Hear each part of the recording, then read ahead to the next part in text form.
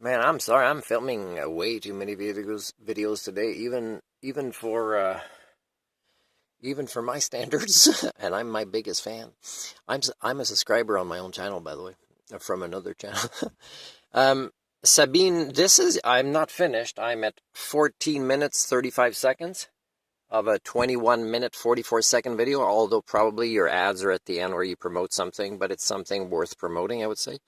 And it's respectful that you put it at the end and it's not interrupted in the middle, and that's kind of one of the ways I respect you. But you're my favorite science educator, and I would say, I don't know if it took courage from you, I can't read it in your face, or really is you have courage anyways, like you criticize in a fun way, in a respectful way, yourself and other scientists, and you do it when really the data is there to justify it and it's not cruel.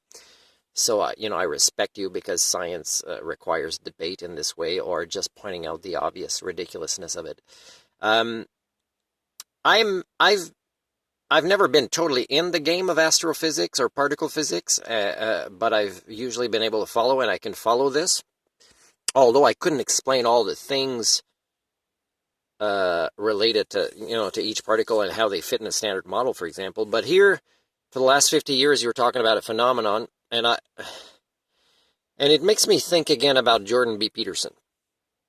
But it also makes me think, that a lot of people are trying to explain, the Anthropocene or the human condition or the problems of today, or, modernity. And for me, my theory is obvious and it's simple and it doesn't require complex mathematics. And the reason that nobody will ever...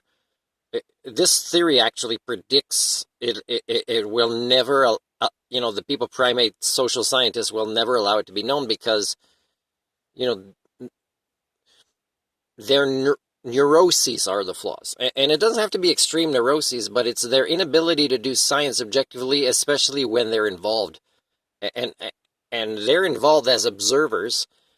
But imagine being involved as participants in what they study, the social sciences. So my grand unification theory on HSD, which explains today's anthropocentric, but also sociological, psychological phenomenons, psychiatric phenomenons, but it also explains what is more accurately our past and what will more likely be our future in very, very simple ways. And it's so obvious.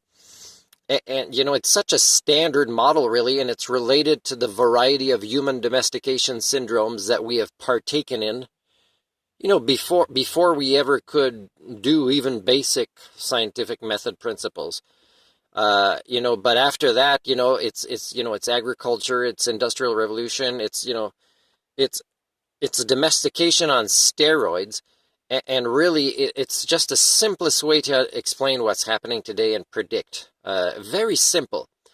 And the people primates of today, can't see it, or don't want to see it, or don't know how to actually understand simple schemas anymore, because they are involved. They are within this science about what affects them, what is them.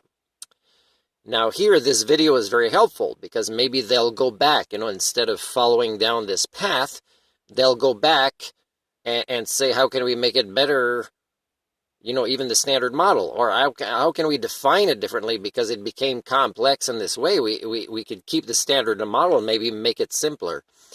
Or we can just say, hey, what else falls under the realm of physics or particle physics or cosmology or astrophysics? Or, forces, and even include the concept of quantum theory and the observer process as an impact to observable physical phenomenon, because that's kind of a way to create a unification theory with, with what consciousness can manifest in its physical world.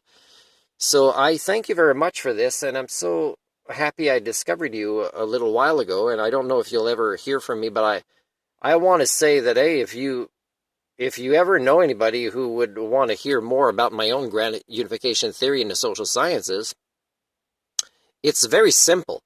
And maybe I just need to collaborate with somebody that's well known and say, hey, there's a simple answer. Here's Martin's standard model in the humanities and social sciences. and let's play with it. And we don't even have to build particle accelerators or expensive things. Is we just have to create the schemas to explain it, and then after that, just chart it in events from the past, the present, and the future. I mean, that'd be nice if it happened.